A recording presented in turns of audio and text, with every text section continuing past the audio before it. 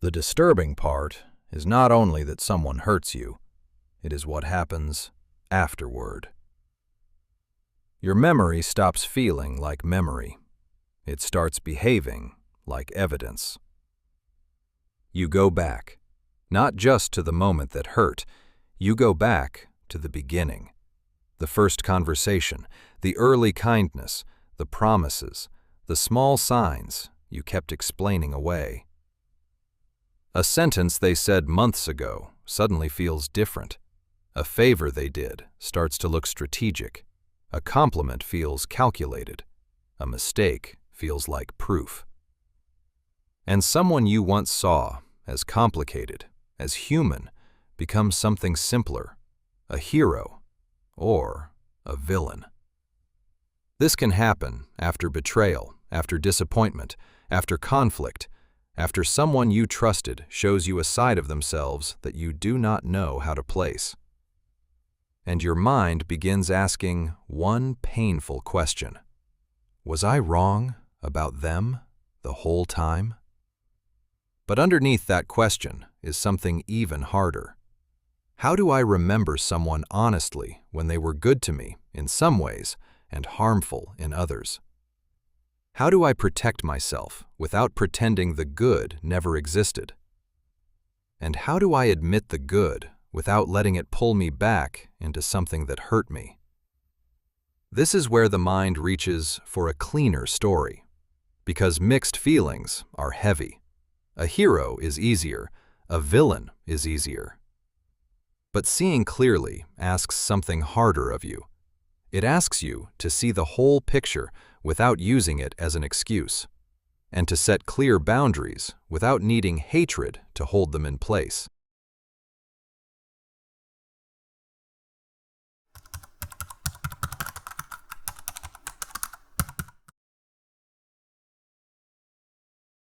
One painful moment can make the whole past feel unstable.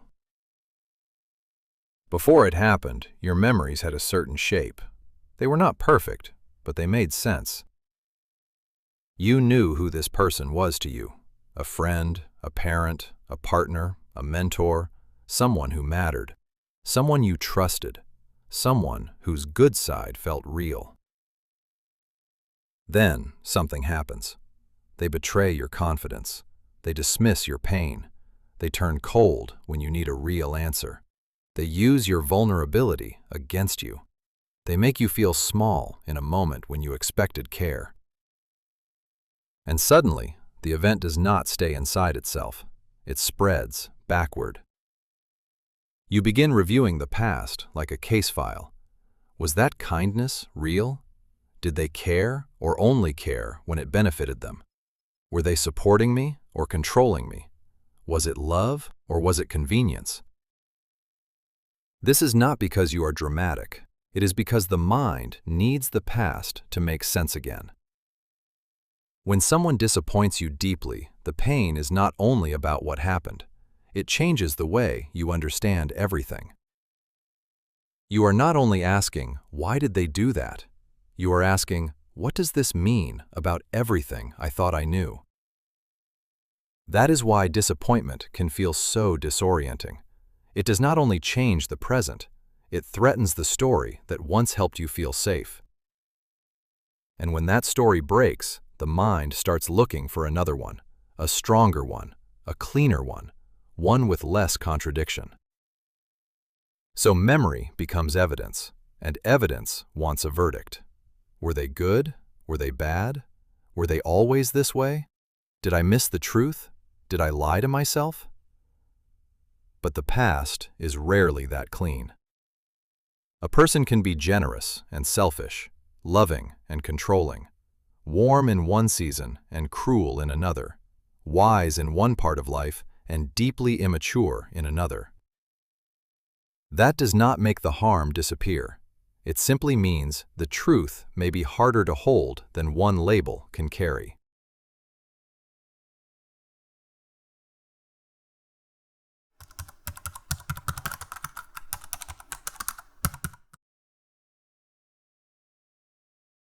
When pain is fresh, complexity can feel unsafe. Not because complexity is false, but because it asks you to hold two truths at the same time.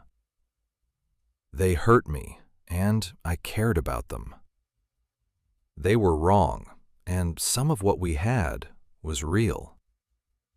They caused real harm, and they are still a person, not just a single story. For a mind in pain, that can feel like too much. So the mind tries to split the person into something easier to hold. All good or all bad. Safe or dangerous.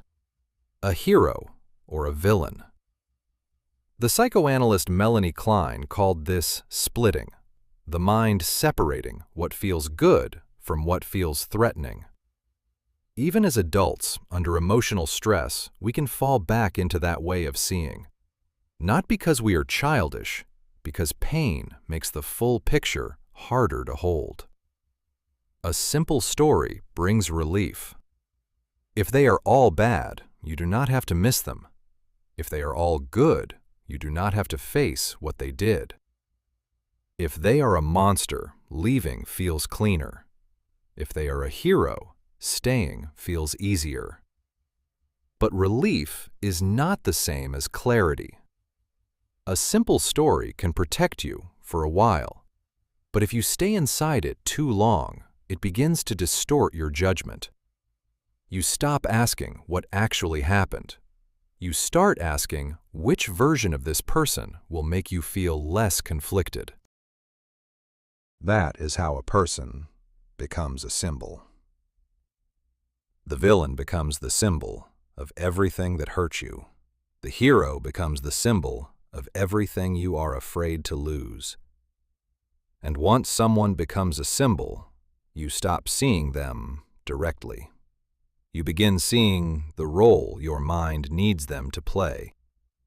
This does not mean your pain is fake. It does not mean the harm was imagined. It means that after harm, the mind does more than remember. It organizes, it edits, it builds a story strong enough to hold the feeling. And sometimes that story is too simple to be true.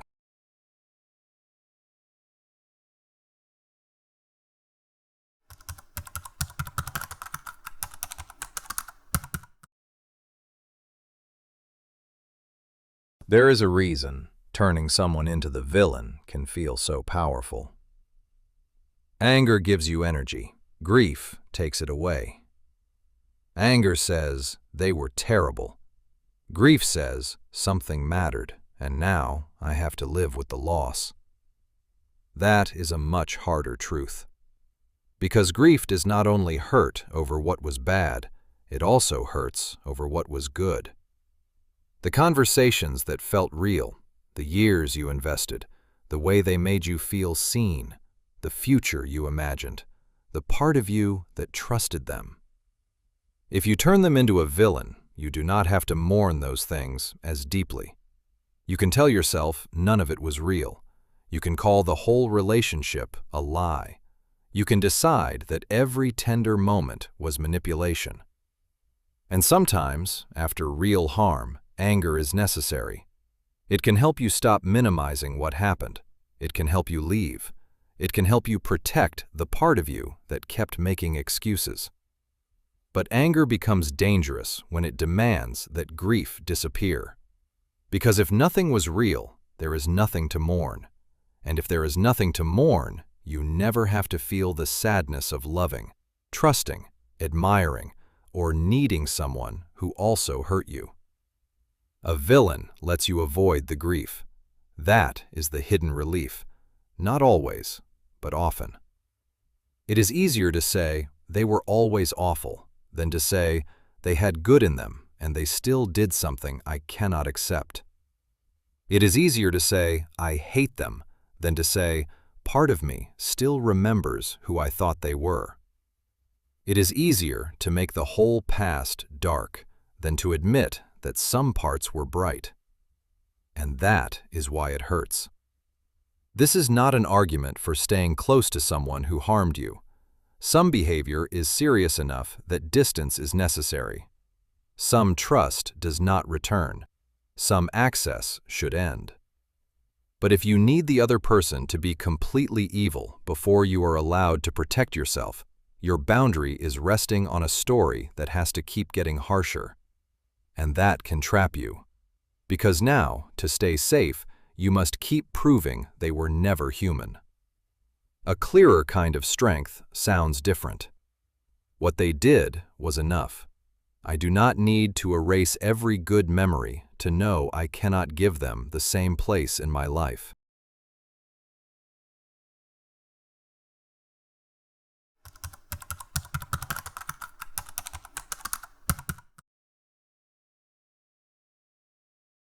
But the mind does not only create villains, it also creates heroes, and sometimes that is even harder to recognize. When someone matters to you, keeping them good can feel like survival.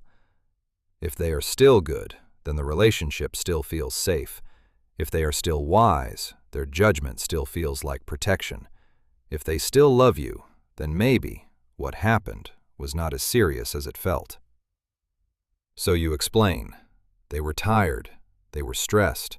They did not mean it that way. They love me in their own way. They just do not know how to apologize. Some of those explanations may be partly true. That is exactly what makes this so confusing. The problem is not that every explanation is false. The problem begins when explanation becomes a way to avoid consequences. If they stay a hero, you do not have to change the relationship. You do not have to disappoint them. You do not have to change the place they hold in your life. You do not have to admit that their love came with control, or that their kindness disappeared whenever you became inconvenient. A hero lets you avoid the boundary. Because boundaries are not only something you feel, they change what someone is allowed to expect from you. They change access. They change the shape of the relationship. And if you have spent years needing someone to remain good, setting a boundary can feel like destroying the whole person inside your mind. So instead, you protect their image. You keep remembering their best moments. You keep telling yourself the hurt was not that serious. You keep waiting for the version of them you loved to become the only version again. But love becomes dangerous when it asks you to edit your own reality. Respect becomes dangerous when it asks you to ignore your own pain. And loyalty becomes dangerous when it means protecting someone else's image at the cost of your own clarity. You do not have to turn them into a villain, but you also do not have to keep them as a hero. You can let them become more human. Sometimes, seeing someone more clearly does not bring them closer. It simply shows you what kind of access they can no longer have.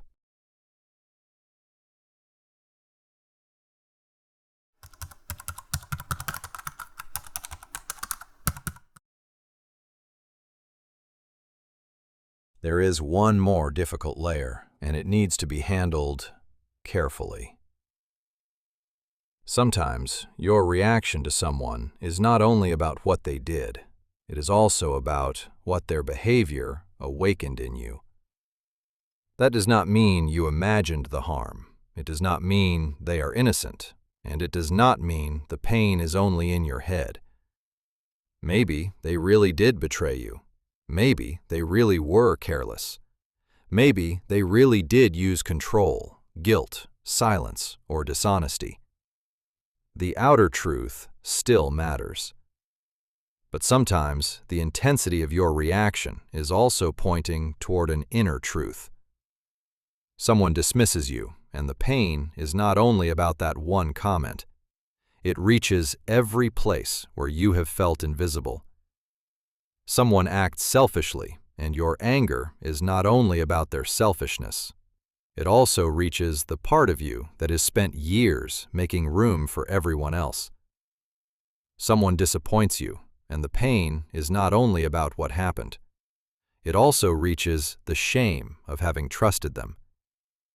This is where Jung's idea of projection can help if we use it carefully. Projection does not mean the other person did nothing wrong. It means your reaction may contain two truths at the same time: what they actually did and what their behavior awakened in you.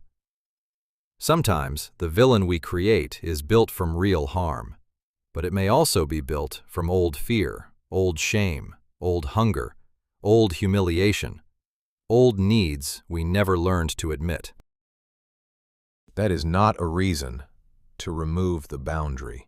It is not a reason to make the harm smaller. It is a reason to become more honest. Because if you only study what is wrong with them, you may miss what this situation revealed about you. And if you only study yourself, you may begin minimizing what they actually did. Maturity needs both, the outer truth and the inner one. What did they actually do? And what did it awaken in me?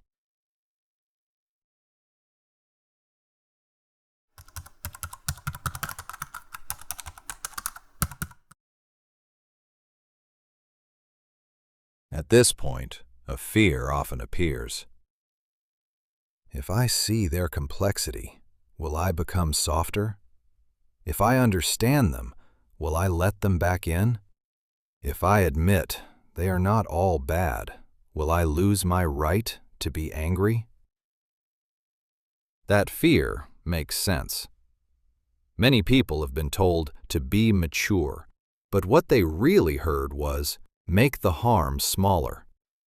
They were told to understand, to forgive, to be the bigger person, to remember the good, to consider the other person's pain.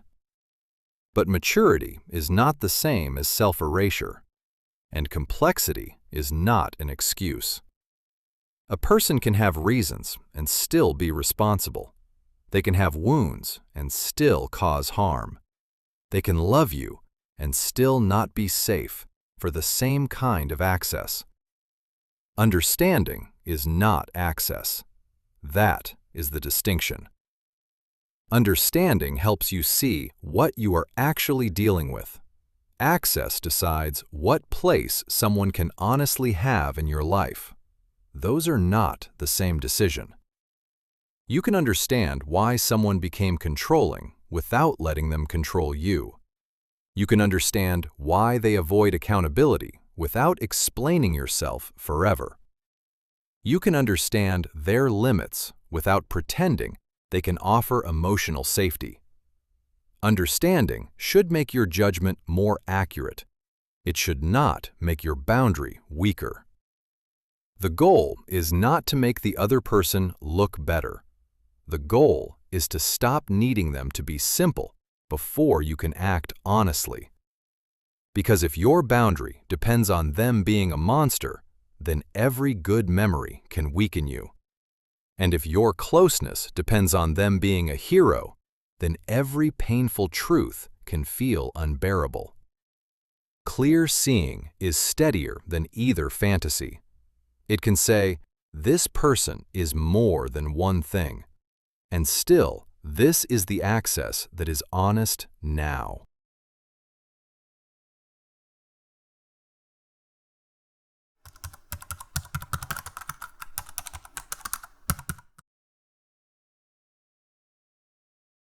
A boundary does not need a villain.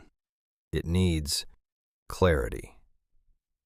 That can be hard to believe if you learned that you are only allowed to create distance when someone has become obviously terrible. So you gather more evidence, you replay the conversations, you tell the story again. You strengthen the case. You keep looking for enough proof to justify what your body already knows. But sometimes an honest boundary is quieter than that. It does not arrive like a courtroom verdict. It arrives as a recognition. I cannot keep giving this person the same access to me. That may mean no contact, less emotional honesty, shorter conversations, not asking them for support they cannot give. It may mean loving someone from farther away, or staying connected without staying available for the same pattern. The important question is not only, are they good or bad? The better question is, what place can they honestly have in my life now? That question changes what you are trying to solve. Because now, you no longer have to solve the entire moral identity of another person before you act. You do not have to decide whether they are a hero or a villain. You do not have to flatten them into the worst thing they ever did. You do not have to protect their image by abandoning your own reality. Instead, you can ask something more practical. Can I trust them with my vulnerability? Can I disagree without being punished? Can I have limits without being made to feel guilty? Can I tell the truth when the truth does not benefit them? If the answer is no, that matters. Even if they have good qualities, even if you understand their pain, even if other people still admire them, even if part of you still misses them. A boundary is not a punishment for someone being bad. It is an honest response to what the relationship can safely hold. Real maturity is not pretending you feel nothing. It is not forcing yourself to be generous before you are ready. It is not calling harm complexity. It is protecting yourself without reducing the other person to one story. You do not need hatred to create distance. You do not need contempt to have standards. You do not need a villain to choose less access.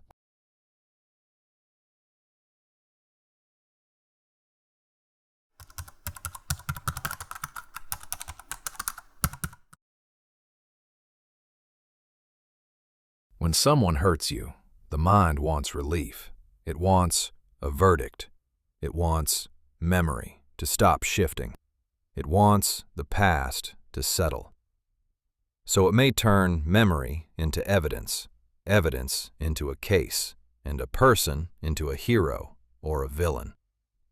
Because those stories feel easier to hold than grief, anger, love, disappointment, and loss all at once.